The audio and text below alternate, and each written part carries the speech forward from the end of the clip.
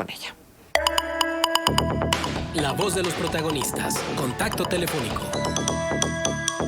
María José, ¿cómo estás? Bienvenida, buenos días. Qué gusto tenerte una vez más en los micrófonos de Contextos. Te saludamos Manuel Cerrato, Arturo González y una servidora, Marcela Pámanes. Hola Marcela, muy buen día. Arturo, Manuel, qué gusto saludarles de nuevo. Saludos, José. ¿Qué tal? Buenos días.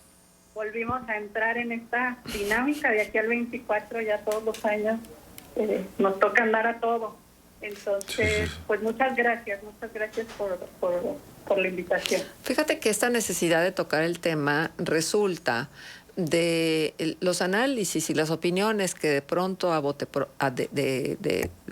en las pláticas no formales se dice mucho que los políticos no han aprendido de los cambios que ha experimentado la sociedad y que siguen haciendo la misma clase de campañas políticas, las mismas ofertas políticas, los mismos argumentos electorales para que el elector les considere.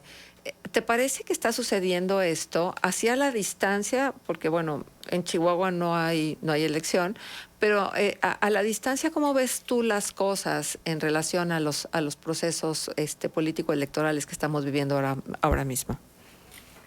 Pues mira, Marcela, es una realidad que no podemos esperar grandes cambios en la dinámica política mientras el juego siga siendo el mismo.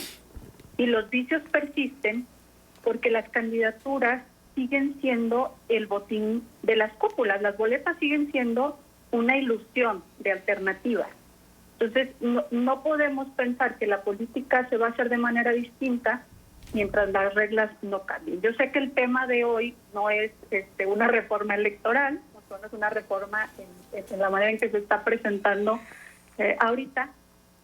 Es sin duda necesaria, no en la forma en que se está presentando, tiene aspectos rescatables la que ha presentado el presidente, pero debemos entender que la dinámica sigue siendo la misma y por lo tanto difícilmente va a haber una voluntad desde la política para que haya cambios en la forma de hacer campaña. Por eso no hay grandes sorpresas en las campañas de los 6 estados que renuevan sus gobernaturas este año.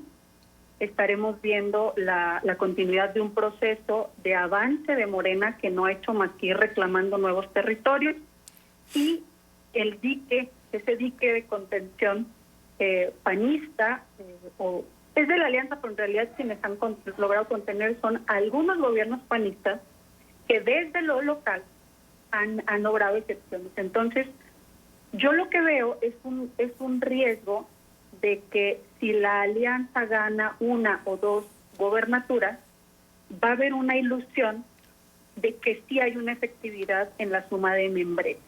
Y esa suma de membretes que es la alianza Va por México, cuando la realidad es que la resistencia y los logros electorales están en los resultados para la ciudadanía, están en el trabajo local. La estrategia nacional del PAN y del PRI está muy perdida, ¿sí? Está fuera de mensaje, no hay entendimiento de la realidad.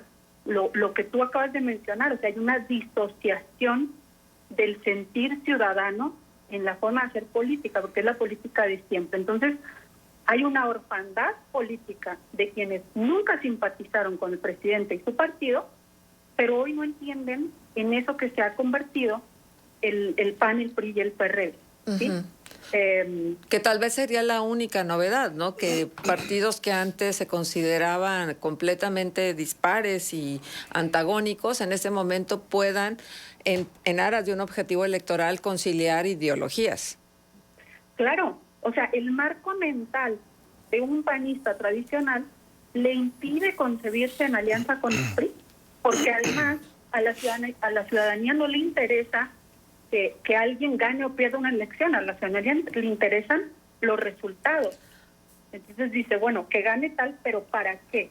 Pero el ambiente electoral es distinto, y hay que reconocerlo, José, porque hay un nicho de población muy importante donde lo único que le interesa es que pierda, ya ni siquiera hablan de Morena, pierda el presidente, ¿sí? Es correcto. Entonces, por ahí creo que sí hay una lectura del ofrecimiento de la alianza que ellos son exactamente la única alternativa posible para poder vencer al enemigo natural como lo es Morena y el presidente en este nicho de población.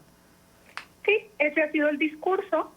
Sin embargo, tú puedes ver la encuesta que Reforma publica este lunes, que más bien confirma lo que yo te digo. Las mexicanas y los mexicanos en su mayoría no confían en esa suma mazacote de membretes, ¿sí? Yo creo que quien ha intentado cubrir ese nicho, y la verdad es que va muy lento, es Movimiento Ciudadano.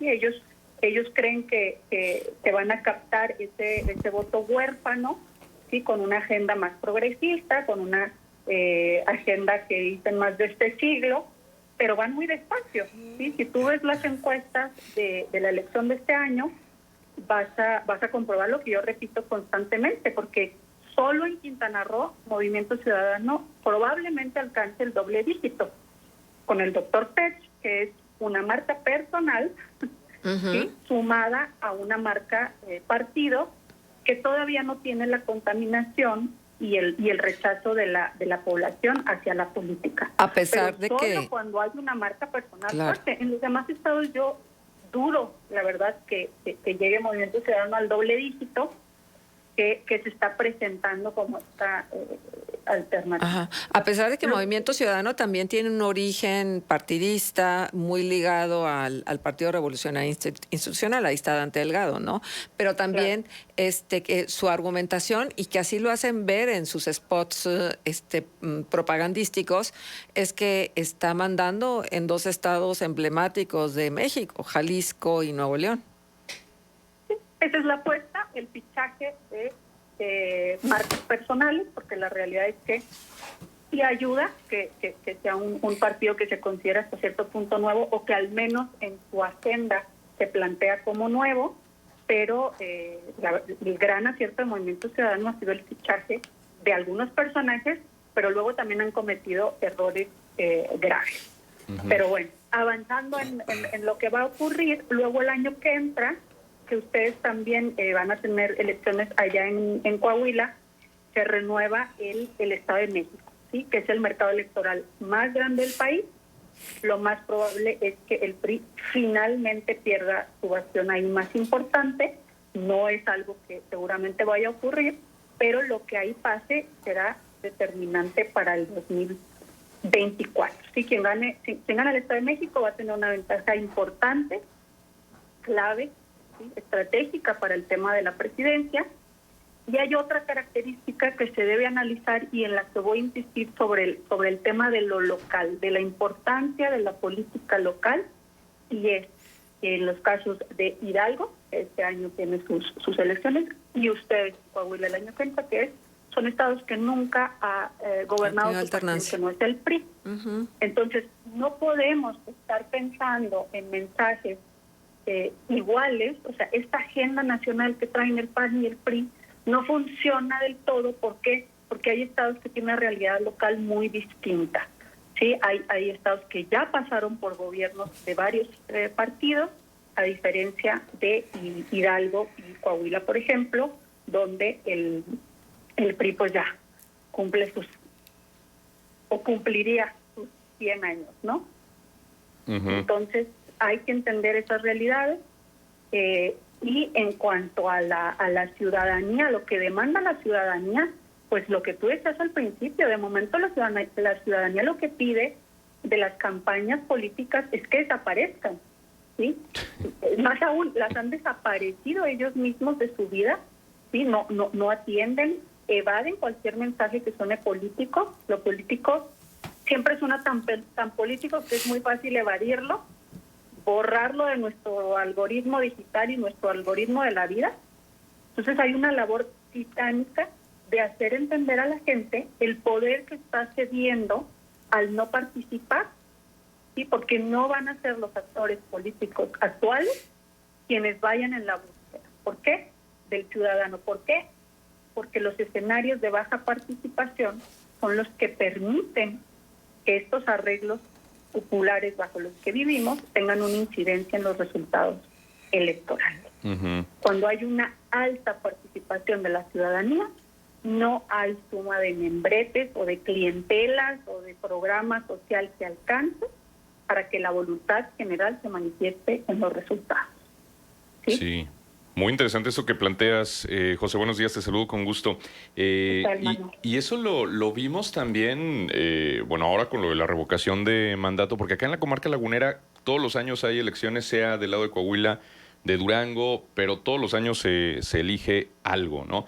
Y los titulares del INE en los diferentes distritos, pues decían que había, en algunos más que en otros, cierta resistencia también de los ciudadanos a participar como funcionarios de casilla porque manifestaban esto, estar ya hartos, hastiados de procesos electorales tan cercanos unos de los otros. Ahora, en el caso de Durango, mañana es el segundo debate entre los contendientes a la gubernatura y no parece despertar tampoco mucho interés. Siempre se dice que debería los procesos electorales mexicanos tener otro tipo de mecanismos para acercar la propuesta de los candidatos hacia la gente y entonces hacerlos más interesantes y que conecten más con el electorado. En el tema de los debates, ¿tú consideras que podría ser una herramienta interesante siempre y cuando tengan un formato mucho menos acartonado o qué se podría hacer en ese sentido? Pues mira, los debates, en definitiva, hay unos de formatos muy interesantes y otros no. La realidad es que tienen muy poca audiencia. En especial, si no me equivoco, el que organizó Coparmex ahí en Durango, si no me equivoco, la candidata de Morena ni siquiera se presentó. Sí, no fue. A ver, ¿por qué no se presenta un candidato? Esto ha sido consistente en todos los debates Coparmex de los últimos años. Creo que acá en Chihuahua pasó lo mismo, el candidato de Morena no se presenta. Y aunque podría interpretarse de muy mala manera, la realidad es que pues obedece a una estrategia y obedece a un poco a lo que acabo de comentar, a que se sabe que no va a tener una gran audiencia, se sabe que el público objetivo de las campañas de Morena muy probablemente no sean las audiencias que van a escuchar este debate, al menos no el organizado por Coparmex. Y entonces vuelvo a lo mismo. Los actores políticos entienden muy bien que estos escenarios de baja participación le favorecen a la dinámica que hemos tenido. Entonces, en definitiva, debe de ser desde la ciudadanía que entendamos que son las altos niveles de participación lo que nos va a permitir reclamar ese derecho que tenemos a exigir de nuestra política. ¿Sí? Y es que en nuestro país ya realmente no se puede hablar de fraudes electorales. El fraude electoral pues, ya no existe propiamente, lo dijo Lorenzo Córdoba en la Feria del Libro de Guadalajara. Lo que hay que erradicar ahora son las acciones fraudulentas. ¿Sí? ¿Qué es una acción fraudulenta? Sí, los procesos electorales están blindados, pero el que llega y el que no llega a votar, ¿sí? Eso sí tiene espacio para componentes fraudulentos. O sea, ¿cómo se le hace para que llegue o no llegue la gente a votar? ¿Sí? Y eso escapa a la capacidad del INE. ¿Sí? Pero insisto, no hay acarreo, no hay movilización que alcance en escenarios de alta participación. Entonces debemos acostumbrarnos a votar siempre, sin excepción, y a que la tarea es involucrarnos.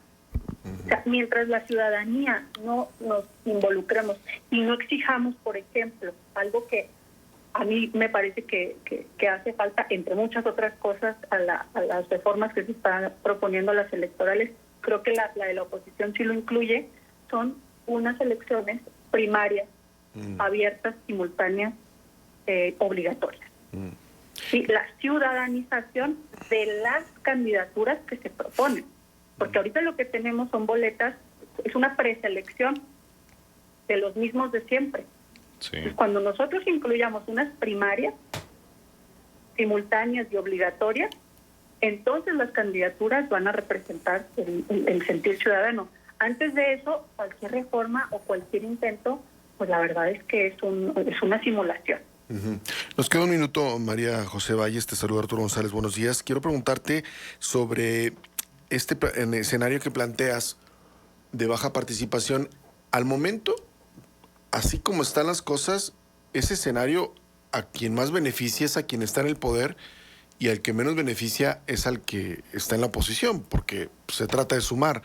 ¿Y cómo pueden sumar hoy partidos tan distintos como el PAN y el PRI, que el PRI se asume ahora como una socialdemocracia y el PAN sigue siendo un partido de derecha, si ya ni siquiera pueden satisfacer con estas alianzas a su militante más fiel, ¿no? O sea, parece que la retórica de ellos depende exclusivamente de a quién quieren sacar de la presidencia o del gobierno y no tanto de lo que puedan construir juntos, ¿no? Así es. Yo creo que ese ha sido el gran error, el plantearse como objetivo el terminar con un proyecto o enfocarse en una persona en lugar de hacer un planteamiento de proyecto de país. Uh-huh. Porque en realidad el objetivo que se está presentando es sacar a Morena o a Andrés Manuel López Obrador de la presidencia, y eso no es un proyecto de país. Pues no. Claro. A la ciudadanía un poco le da igual que tú le digas va a estar este o va a estar el otro, porque ya son tantos años de no sentir que algo cambia cuando está al frente es una persona o la otra, que eso no se puede plantear como un objetivo. No sé esto último que dices si será exactamente así, José, porque la verdad es que yo veo que hay un fragmento de la población que está empecinado en sacar a alguien de la presidencia para que ingresen nuevamente los que quería antes sacar de la presidencia. Entonces, se ha convertido ahí en como en las ruedas estas de los hámsters, ¿no? Que le dan nada más para que den vueltas y nunca salen de lo mismo. Y el planteamiento que nos hacen es que el enemigo de mi enemigo es mi amigo. Y es verdad, así se está asumiendo la política, con ese minimizar las repercusiones de las elecciones. Pues sí, sin embargo, la encuesta del lunes, que a mí me parece muy reveladora, no le da el crédito a la alianza que la alianza sí dice tener, y a mí por eso me asusta que la alianza tenga 2 victorias en este año, porque entonces implica que va a seguir el mismo camino, porque lo que la alianza puede interpretar es no está mal ganar 2 de 4. Claro, por supuesto, cuando ya prácticamente está perdido todo. No va a ganar la alianza, va a ganar el trabajo local que se ha hecho en los estados en donde, que es lo que pasó en Chihuahua. Bien, el escenario en Chihuahua es muy particular. José, Chihuahua no ganó la estrategia Marco Cortés, por Dios. Te propongo que nos volvamos a reunir porque el tiempo siempre queda corto, ¿te parece? Claro que sí, les abrazo. Gracias, igualmente. Gracias. Vamos a la pausa. Contextos. Q 91.1 FM.